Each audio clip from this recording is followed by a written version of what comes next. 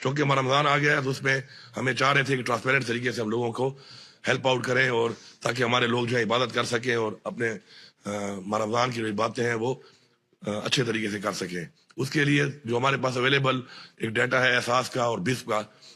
اس data کے مطابق ہم 8.5 لاکھ خاندان کو جو ہے وہ 10,000 روپے کیش کی صورت میں دے رہے ہیں، کیونکہ اس سے پہلے کچھ ایسا ہوا کہ جو ڈسٹریبیوشن ہم کرتے ہیں اس میں کافی ایشوز بن جاتے ہیں، لڑائی بھی ہوئی یہاں پر کے پی میں، تو اس میں ایک بندے کی جان بھی چلی گئی۔ تو ہم نے اس کو اوائڈ کرنے کے لیے، لوگوں کو فیسیلیٹیٹ کرنے کے لیے ایٹ دا ڈور اسٹیپ ہم نے یہ کیا ہے کہ ہم ان لوگوں کو کیش 10,000 روپے دیں گے، اور اسے پھر وہ خود ہی اپنی جو خریداری کرنا چاہتے ہیں وہ کریں۔ اس میں کچھ ایسے ایشوز بھی آ جاتے ہیں کہ پروکیورمنٹ میں لوگ کہتے ہیں جی کوالٹی اچھی نہیں ہے، تو ہم نے ان سب چیزوں سے بچنے کے لیے ایک اچھا ٹرانسپیرنٹ سسٹم لانا چاہتے ہیں۔ ہمارے لیڈر عمران خان کا بھی یہی ویژن ہے اور ہمارا بھی یہی ویژن ہے، تو یہ انشاءاللہ ہم دیں گے ان کو۔ ساتھ ساتھ جو ہے تقریباً 1,15,000 مزید خاندان جو ہیں، 115 حلقے ہیں ہمارے ٹوٹل کے پی کے، ان میں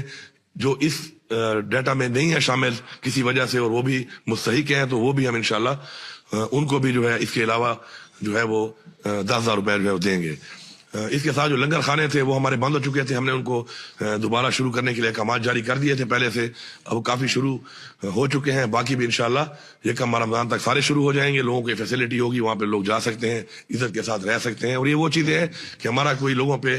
احسان نہیں ہے، یہ لوگوں کا حق ہے جو ہم نے لوگوں تک پہنچانا ہے اپنی ذمہ داری سمجھ کے اور فرض سمجھ کے،